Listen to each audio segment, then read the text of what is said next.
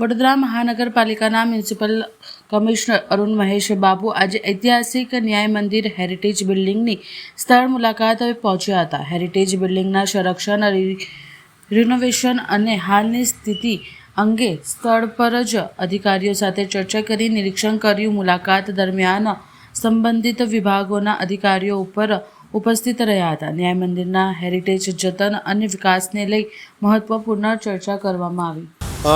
Decision તો નથી લીધી. આપણે હેરિટેજ સેલ જે એક્ટિવેટ કર્યું છે, આપ જાણો છો વડોદરા મહાનગરપાલિકામાં ઘણા દિવસો અને વર્ષો પછી હેરિટેજ સેલ કાર્યરત કરવામાં આવ્યું છે અને પહેલા તબક્કામાં અમે માંડવી ગેટ અને લાલકોટની કામગીરી શરૂ કરી દેવામાં આવી છે. આજે લાલકોટની જે ફર્ધર એક્ટિવિટીઝની રિવ્યૂ મિટિંગ પણ રાખ્યું છે અને માંડવીમાં પણ કામ શરૂ કરી દે છે, પણ એની જે લંબાઈ સમયગાળા આપ્યું છે એને ટૂંકામાં પૂરું કરવા માટે તાકીદ આપ્યું છે. એટલે જે કન્સલ્ટન્ટ અને જે કોન્ટ્રાક્ટર્સ એમને પણ બોલાવવામાં આવી છે. એ હેરિટેજ સેલના ટીમ સાથે મિટિંગ પણ કરવાના છે. આજે આપણે જે હેરિટેજ સ્ક્વેર અને હેરિટેજ વોકની અમે જાહેરાત કરી છે. આપ જાણો છો કે રાજ્ય સરકાર તરફથી અને ભારત સરકાર તરફથી પણ આપણને સપોર્ટ ઘણું મળી રહ્યા છે. ટુરિઝમ ડિપાર્ટમેન્ટ સપોર્ટ કરી છે. અહીંયા સુરસાગર આરતી માટે પણ જે પ્લાનિંગ છે એ પણ અમે આગળ લઈ રહ્યા છે. એટલે ટૂંકા સમયમાં સુરસાગર આરતીનું કામ પણ શરૂ કરી દેવાના છે.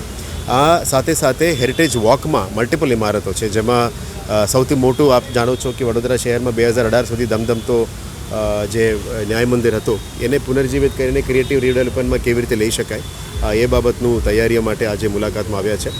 હેરિટેજ સેલ દ્વારા જે પ્રપોઝલ છે એને પણ ઇવેલ્યુએટ કરીશું. ભારત સરકારના મિનિસ્ટ્રી ઓફ કલ્ચર, ગુજરાત સરકારના મિનિસ્ટ્રી ઓફ ટુરિઝમ સાથે પણ અમારી ચર્ચા છે. એટલે હેરિટેજ વોકને જે અત્યારે ઘણા બધા ટીમ્સ હેરિટેજ વોક તો કરી જ રહ્યા છે, વીકલી મંથલી કરી રહ્યા છે, એને આગળ કેવી રીતે લઈ જઈ શકાય અને મોટું સ્કેલમાં વીએમસી ઓર્ગેનાઇઝ પણ કેવી રીતે કરી શકાય એ બાબતની તૈયારીઓ માટે આજે મુલાકાત લીધી. ઉપરથી પણ વ્યૂઝ પણ અમે જોયા છે.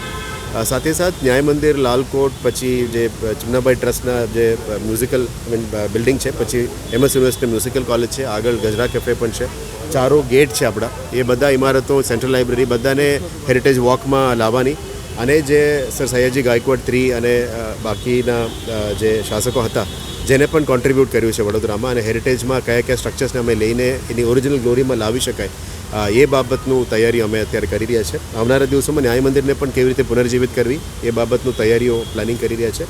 આશા રાખીએ કે આ heritage walk, heritage square, Sursagar aarti બધા એકસાથે ક્લબ કરીને એક અને આ જગ્યાને એનું જે ભૂતકાળમાં જે ગ્લોરી હતી એ પાછા આપી શકાય એવા પ્રયત્નો અમે શરૂ કરી દેવા માટે આજે મુલાકાતમાં આવ્યા છે.